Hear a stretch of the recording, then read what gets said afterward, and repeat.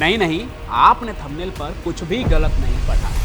सही में दाऊद पकड़ा गया था और 7 दिनों तक मुंबई पुलिस ने उसकी पिटाई भी की थी सलाखों के पीछे लॉकअप। सही कह रहा हूं मैं, वही दाऊद जो सालों से भारत की पकड़ में नहीं आ रहा है, जिसको आज तक भारत नहीं लाया जा सका। पाकिस्तान में उसे मारने की सारी कोशिशें भी नाकाम हो गई, लेकिन भारत से भागने से पहले एक बार ऐसा भी हुआ जब उसी डॉन को मुंबई पुलिस ने गिरफ्तार किया और पूरे 1 हफ्ते जमकर कुटाई की। तब भी देश छोड़कर वो भागने की कोशिश कर रहा था, लेकिन पकड़ लिया गया। ये बात 1986 में दाऊद के फाइनली फरार होने से पहले की है, जब दाऊद ने भागने की कोशिश की थी, लेकिन मुंबई पुलिस ने उसे चारों तरफ से घेर लिया और उसे अपने दोनों हाथ उठाकर सरेंडर करना पड़ा। क्या है वो पूरी कहानी, आइए आपको एकदम शुरू से बताते हैं। वो डॉन जिसको आज की तारीख में 7 मुल्कों की पुलिस ढूंढती है, आखिर वो तब कैसे गिरफ्तार हुआ था।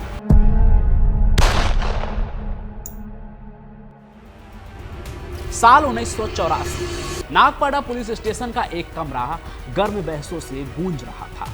बाहर बारिश से मौसम ठंड हो रही थी, लेकिन अंदर एक चर्चा गरमाई हुई थी। चर्चा दाऊद इब्राहिम की गतिविधियों पर, वो नाम जो उस वक्त बंबई के डोंगरी, नागपाड़ा और मझगांव के हर गली चौराहे पर गूंजता था। दाऊद उस दौर में सिर्फ एक उभरता हुआ गुंडा नहीं, बल्कि एक खतरनाक गैंग का सरगना बन चुका था। पुलिस की नजरें उस पर हर समय टिकी रहती थी, लेकिन उसे उसके गढ़ में पकड़ना इतना आसान नहीं था। उस समय नागपाड़ा पुलिस स्टेशन में वसंत ताजनी की पोस्टिंग थी। मौजूदा समय में ये अफसर बतौर एसीपी रिटायर्ड हो गए हैं, लेकिन उस दौर में पुलिस महकमे में अपराधियों के खिलाफ काफी सख्त थे। तो ताजने और उनकी टीम दाऊद की गतिविधियों पर पैनी नजर रखे हुए थे, क्योंकि उस वक्त दाऊद के खिलाफ नागपाड़ा पुलिस स्टेशन में कई मामले दर्ज थे।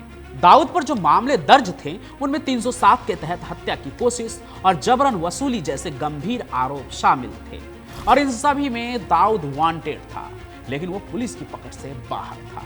पुलिस की कई टीम उसकी तलाश में जुटी थी, लेकिन वो हर बार किसी ना किसी तरह से बच निकलता था। उसी दौरान एक दिन पुलिस को अपने खबरी से एक टिप मिली, जिसने उन्हें चौंका कर रख दिया। दरअसल उन्हें जानकारी मिली कि दाऊद जो है ना, वो हज के बहाने देश छोड़ने की फिराक में है।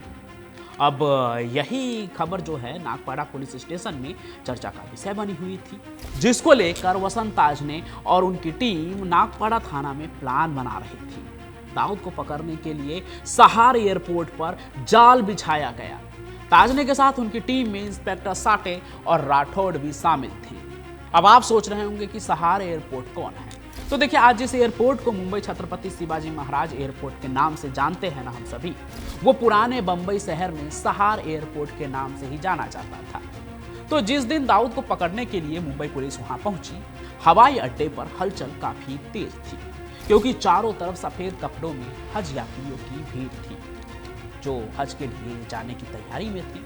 और इसी भीड़ में कहीं दाऊद भी मौजूद था, और उसने भी उस दिन भीड़ में शामिल होने के लिए हज जाने वाले यात्रियों जैसे कपड़े पहन रखे थे, जो सफेद रंग का धोती नुमा कपड़ा होता है। इसलिए दाऊद भी फरार होने के लिए उनका भेष अपनाकर चुपचाप उनके बीच अपनी फ्लाइट का इंतजार कर रहा था। वो इनके बीच ऐसे बैठा था जैसे वो किसी को नजर ही नहीं आएगा। प्लानिंग ही यही थी कि इतनी भीड़ में उसे कोई पहचान नहीं पाएगा। वो इतना सातिर था कि किसी दूसरे हज यात्री की तरह ही उसके चेहरे पर भी कोई घबराहट नहीं थी। एकदम प्रोफेशनल था वो अपने काम को लेकर। लेकिन ये बात शायद उसे भी नहीं पता था कि बंबई पुलिस का एक दस्ता उसके पीछे पड़ा है। पुलिस भी बिना कोई हड़बड़ी मचाए दाऊद की तलाश एयरपोर्ट पर करते रहे, और जब उन्होंने एयरपोर्ट पर दाऊद को स्पॉट कर लिया, तो बिना किसी हो हल्ला के उसे चारों तरफ से उस स्पॉट पर जाकर घेर लिया। फिर ताजनी साहब ने दाऊद से कहा, वही जो आप अक्सर फिल्मों में सुनते होंगे, hands up, you are under arrest.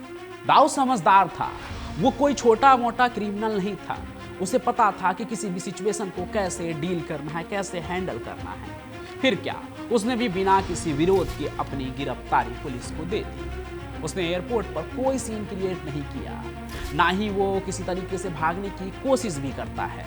मेरे हिसाब से इसके पीछे 2 वजह हो सकती है। है। पहला ये कि दाऊद को ये एहसास हो गया था शायद कि अब भागना मुमकिन नहीं है, इसलिए सरेंडर ही कर दें, नहीं तो खामखा एक डॉन की भरे एयरपोर्ट पर फजीहत ही। दूसरा ये कि वो जानता था कि पुलिस उसका कुछ नहीं बिगाड़ पाएगी, अपने कनेक्शन अपने नेटवर्क से आगे चलकर वो छूट ही जाएगा। खैर जो भी हो, बाकी आप क्या सोचते हैं वो भी कमेंट कीजिए।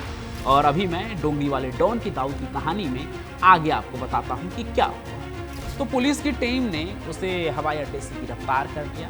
इसके बाद दाऊद को नागपाड़ा पुलिस स्टेशन में लाया गया।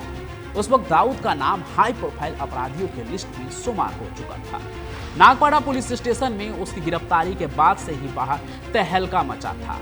मीडिया और जनता की नजरें इस मामले पर टिक गई थी कि आगे क्या होगा।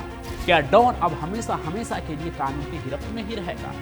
कानून के तहत पुलिस ने उसके सभी आरोपों के साथ अदालत में उसे पेश किया और अदालत ने दाऊद को 7 दिन के रिमांड पर पुलिस के हाथ में सौंप दिया। जी हाँ, जिस दाऊद की कहानी आज तक आप ये सुनते आए हैं कि 7 मुल्कों की पुलिस भी उसे ढूंढ नहीं पाए, उसके दुश्मनों से मार नहीं पाए और एजेंट्स उन्हें छू भी नहीं पाए, वही दाऊद बंबई से फरार होने के ठीक 2 साल पहले पुलिस के सलाखों के पीछे था।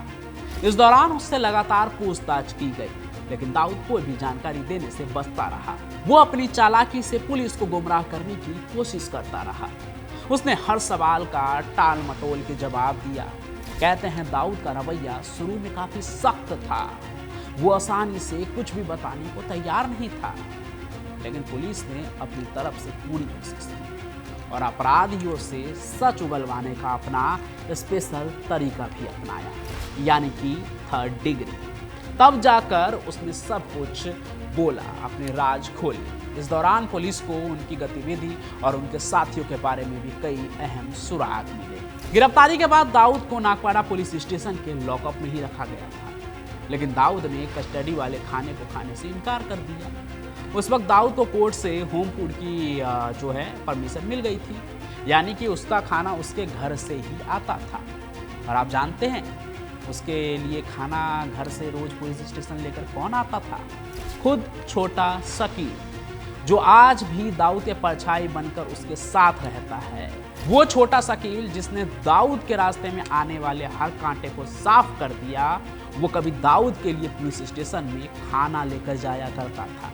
लेकिन इन सभी चीजों से अलग उस दौरान जो सबसे बड़ी समस्या थी वो ये कि दाऊद और पठान गैंग के बीच का गैंगवार भी चर्चा में था।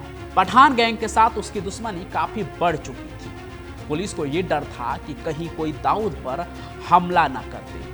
याद है ना बाबू रेसिम की कहानी, मैंने सुनाई थी आपको। उसे पुलिस लॉकअप के अंदर ही मारा गया था। बम मार के दरवाजा तोड़ा गया, लॉकअप को हथौड़ा से तोड़ा गया, उसके ताले को, और अंदर घुसकर बाबू रेसिम को मारा गया था, क्योंकि बाबू रेसिम ने एक लड़की को छेड़ा था। और कहते हैं कि दाऊद के सह से ही उटेकर ने ऐसा किया था। वो पूरी कहानी क्या है आप चैनल पर जरूर देखिएगा। बाकी पुलिस को उस समय यही डर था कि जब ऐसा पहले हो चुका है तो दाऊद के तो ना जाने कितने ही दुश्मन हैं। लेकिन पुलिस के लिए ये काफ़ी अच्छी बात रही कि उस वक्त ऐसा कुछ भी नहीं हुआ। दाऊद से बदला लेने के लिए उसका कोई भी दुश्मन लॉकअप तक नहीं पहुंचा। 1 हफ्ते में 7 ही दिन होते हैं जो देखते ही देखते खत्म हो गए। इसके बाद दोबारा दाऊद को कोर्ट में पेश किया गया। फिर कोर्ट के अंदर दाऊद का रसूख ऐसा दिखा कि उसे बेल मिल गया। अब वो पुलिस की गिरफ्त से बाहर था। कानून का अपना ठेंगा दिखाते हुए वो वापस डोंगरी की गलियों में कहीं छिप गया। लगभग 2 साल गुजरे। पुलिस का एक दस्ता फिर से तैयार हुआ। किसी स्पेशल एजेंट्स की तरह उन्होंने मुसाफिर खाना पर धावा बोला। रात भर वहां पे छानबीन चलती रही। एक एक कमरा से लोगों को बाहर निकाला गया, लेकिन दाऊद कहीं भी नहीं मिला। कुछ मिला तो उसकी अधजली सिगरेट और कमरे में फरफराता हुआ वो पर्दा जो ये बयां कर रहा था कि दाऊद अभी कुछ देर पहले ही यहाँ था, लेकिन अब वो गायब है, पुलिस के पहुंच से बहुत दूर है। लेकिन ये कैसे हुआ, पुलिस के आने की जानकारी किसने दाऊद को दी, वो पूरी कहानी आप इस वीडियो में जाकर जरूर देखिएगा, क्योंकि इस रात के बाद दाऊद फिर कभी मुंबई लौट कर नहीं आया। वो हमेशा हमेशा के लिए मुंबई से चला गया। कहानी आप ये चैनल पर देख लीजिएगा।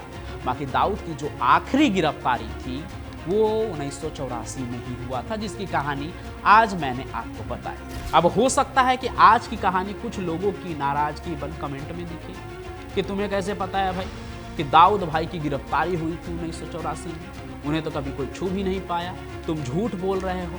तो ऐसा कुछ भी नहीं है। हाँ, मैं लेखक हूँ, कहानियाँ बनाना अच्छा लगता है मुझे, लेकिन यहाँ इस चैनल पर कहानी सिर्फ कहानी नहीं बल्कि आपराधिक सच्चाई से जुड़ी होती है, जो मैं पढ़ता हूँ, कहीं से सुनता हूँ, लेकिन किसी गली नुक्कड़ के चाचा से नहीं, बल्कि उन लोगों से जिन्हें इनकी जानकारी होती है, जो इनके जानकार होते हैं। मेरी आज की कहानी उसी पुलिस वाले की इंटरव्यू से इंस्पायर्ड है जिसने दाऊद को आखिरी बार 1984 में गिरफ्तार किया था, और वो है रिटायर्ड एसीपी ताजनी, जिन्होंने जितेंद्र दीक्षित को इंटरव्यू दिया था। और ये जितेंद्र दीक्षित कौन है, ये भी मैं आपको बता दूं। ये वही पत्रकार हैं जो दाऊद के समय में भी रिपोर्टिंग किया करते थे, जिन्होंने चर्चित किताब बॉम्बे आफ्टर अयोध्या भी लिखी है। बाकी आप जो कहना चाहते हैं वो कमेंट में जरूर लिखिए।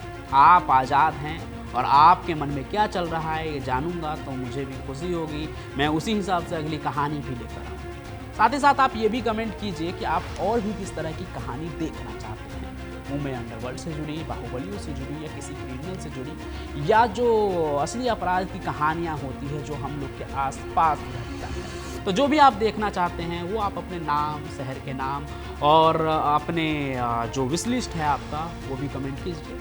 उसी के हिसाब से हम आगे कहानी सुनाएंगे और उस पर बातचीत भी करेंगे।